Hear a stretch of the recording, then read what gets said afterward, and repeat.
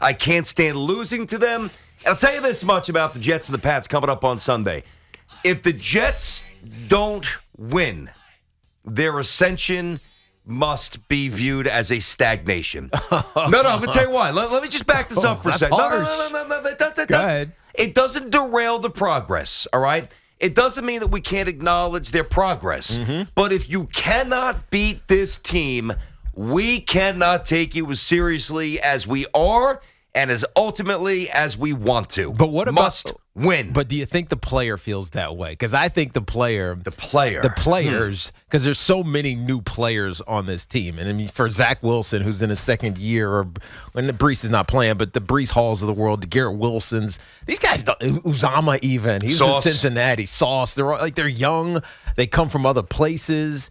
I get it. They understand and respect Bill Belichick as anyone who is around or watched football over the last 2 decades. They know who he is and they respect it. But relative to the Jets, I don't think it matters to them. I think it matters more to us in the media and to the fans than it does to them. And so they have to approach this like it's any other game. Yes, the opposite. What do you mean any other game? The player has to approach it like it's any other game. No, I disagree. Why? Because now I'll give you this. There is a fine line of like you overburden the players. If you gas them up all week and you reference all the pivotal, pathetic moments in the history. Correct the sins of my fathers. Yeah, exactly. yes. Just say 3 Hail Marys and you'll be forgiven. All right, well, I'll say 30,000 if I could beat the Patriots here. No, I don't know that you quite do that here, but and I also don't think, to your point, I'll certainly acknowledge this here. Like the Yankees, because Boone's been there, Judge has been there, DJ's been there, Stanton's been there, obviously Garrett Cole's been there. Like when the Yankees lose to the Astros, that is, I believe, more personal to that team than it is to this Jets team because of all the new pieces that you just brought up. Not to mention the coaching staff, right? And Joe Douglas is only here a couple of years. But that doesn't mean that you don't understand the depth of the antagonistic ways of the Patriots. Listen, I told you this the other day. I think, and I hope, and I believe that Robert Saleh's embracing this. Like, I don't think that you tiptoe around this. I don't think that you try to circumvent the obvious.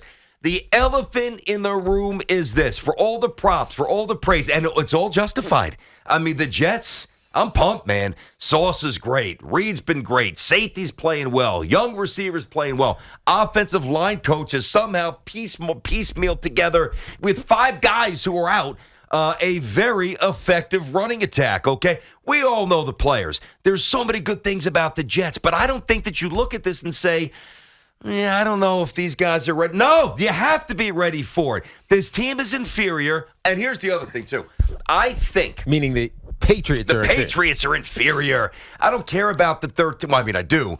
But in terms of this specific game, the 13 prior losses will not impact these teams when they hit the tunnel. The Jets are more talented, just like they were more talented when we met them a couple. Well, yeah, I said we. That's right. I'm not going to walk it back. When we met them a few weeks ago, and they're still more talented than the Patriots. So you know what? Look your guys in the eye and say, listen, guys, first of all, the most pressing issue in front of us, the playoffs, slotting, divisional supremacy, keep the mojo going, all applicable. But the Jets must, here it is in summation. I cannot, let's say they lose, all right? How do I get on the air on Monday, right? And unless it's completely contrived, and I might be a lot of things, contrived is not one of them. How do I get on the air in anything other than a contrived manner and bring the energy and the conviction that this Jets team is what I thought that they were? How do I do that? Now, if they lose, you mean? If they lose, how do we do that? Well, you don't. You won't, and it ultimately won't matter if they make the postseason and do good things. But I'm just looking at this roster, BT, and I kind of knew I was right when I was thinking this, and you know it as well. Like the entire offense, none of these players played against Tom Brady when he was with the he's now with Tampa, obviously. When he was with the New England Patriots, not one offensive player played against the epic New England Patriots. Mm-hmm. Maybe Quinnen Williams did. Maybe. No, not epic. So to these players, this is just the next game. And I know you can understand history, right? It's one of the things that I took pride in when I became a Giant and actually started to get good. Like the history of the team, like the Frank Giffords and the Wyatt Tittles and the whole journey. You start to learn it, so it helps you appreciate what you're sitting in, right? Where you currently are. So maybe historically these players understand who the Patriots are, but they know that anyways because the Patriots have been so dominant. You don't even need to know the Jet-Patriot history to understand how dominant the Patriots were over everybody in division, including the current team that you're on. But I look at this if I was a player on this team, I'd be saying what you're saying. Interestingly, BT, that I don't care what the Patriots did for the last 15 years or 13 straight. We are better than that team. And if we don't make stupid mistakes the first time we play them, we beat them in game one of our 2-game series this year. So the players, they don't care about the 13 straight. They care about being the better team that's going to take the field on Sunday. And I believe that. I know that players think that way. You can't, you understand history, but you can't just get so obsessed with it that it becomes distractionary to the goal in hand, which is beating the next team, in this case, a division team that has had a lot of success against you. I mean, listen, when they slap on the film, right, and they've already done this at this point, it's Thursday, and you're in that defensive room, I obviously want Ulbrich, and I'm sure Saleh, comes into the meetings a little bit, even though he, lets Ulbrich do his job. But as they put Mac Jones, everything about Mac Jones is average, except somehow he wound up at Alabama. So I know that he wasn't an average high school player. No, I know he was. But when you're in that meeting room and you are splicing up these plays and you're looking at average arm talent, average athleticism. Yeah. He was third on the depth chart. There's nothing about the guy that jumps out. Let's not forget, it was Tua and Jalen and then Mac Jones. That's true. In the background. Now, if you're telling me that the Jets won a blowout the first time they played this year, or the Jets won in a manner in which the Patriots won, and that script was kind of reversed, then what I'd be saying today is, oh, man, I hope they don't take this team for granted. Honestly. But in a weird way, if they were going to lose that game, you almost want it to be in fantastic fashion. Like this implosion by your quarterback where everybody is on high alert. And here we are, 10 minutes into the show, and I haven't even mentioned Zach Wilson's name. I will. So do you think Zach Wilson's going to outplay Mac Jones? Because that's what it's going to come down to. Well, yes, because I think that the Jets' defense is going to destroy Mac Jones. And while the Pats' defense is good, I don't think that they will fool him again the way that they fooled him last time. I don't. Well, I mean, he kind of fooled himself. Well, that's true, actually. Yeah, that's better. That's better said. You're right. You're right. I mean, I think that they fooled Darnold. Remember what he said? I'm seeing ghosts. That was a byproduct of him not knowing what was in front of him and him just not seeing things properly. And I think with Zach, it was him just making mistakes, a failure to get the ball out of bounds, an overthrow here. I don't think he was confused. I think he just made some bad throws. Yeah, I think and that you're can right. be rectified. Interestingly, they both played 6 games because they've had injury issues this year and had other starters start for them, other starting quarterbacks start for them. Mac has the advantage, completion percentage, 66 to 57. Zach has the advantage in less interceptions. Mac Jones has 7. Zach has 5. But Zach also missed time, to be fair to Mac Jones. But so did Mac. Not as much as no way. They both started 6 games. Is that true? Yeah, I didn't think it. I didn't know it until I just looked at it. Wait, no. And so Zach. Yeah, that's right. And you know what? Zach, they have 4 touchdowns. So when it comes down to about rushing touchdowns, Zach's got a couple plays with his wheels. Zach's got a couple. Mac has none, obviously. But so.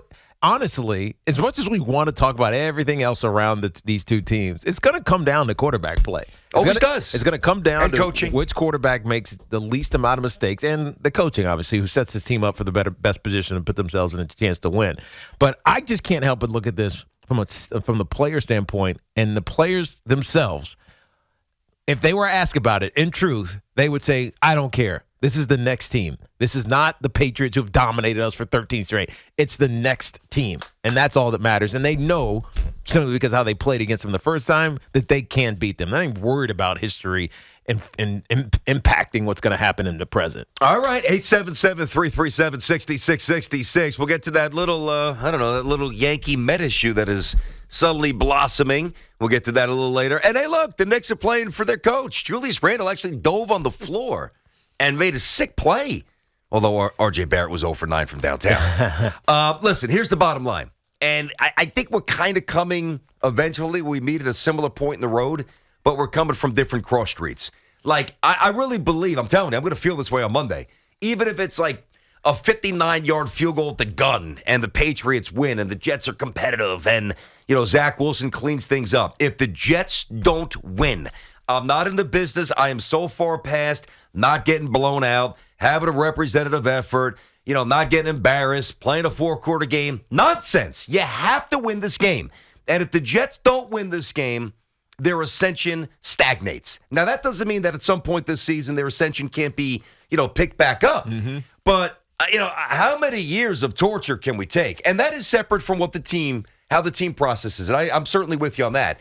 But then you got to listen to Belichick this week. Oh, it's the Jets. It's always competitive. The Jets are a good team. Jets are the Jets. Meanwhile, the last year you beat about like 40. He's like, oh, it's Jets week. Last year you beat about 40. Yeah, and we flirted with 60, and we were messing around throwing the throw. And here's the other thing. Now, this is the one thing that is applicable to this team. You're right. Butt fumbles mean nothing. Seeing ghosts means nothing. You know what does mean something? Some of those guys were on the field last year when they were throwing and they were up 3 scores and they were messing around with a 60 spot. 60 spot. And if you go back to the post-game interview, Salva's like, oh, yeah, we'll remember that. I'm pissed. The difference was, he didn't use the word pissed, but he certainly acknowledged that it was a little, you could tell he was bothered by it, right? But he knew he didn't have the horses to run the race. You got the horses, burst out of the stable. I'm going to get greedy. I don't want a 3-point win. I want a 30-13 pounding. I want the Jets to kick the stuffing out of this team. It is time. They've got the pieces. Let's go. And they've certainly got the motivation based on what happened last week or last time and based on what is in front of them in terms of achievement for this season. This is going to get hyperbolic for a moment, buddy. This is the most pivotal point in the franchise's, last 10 years. You got to win. You have to win.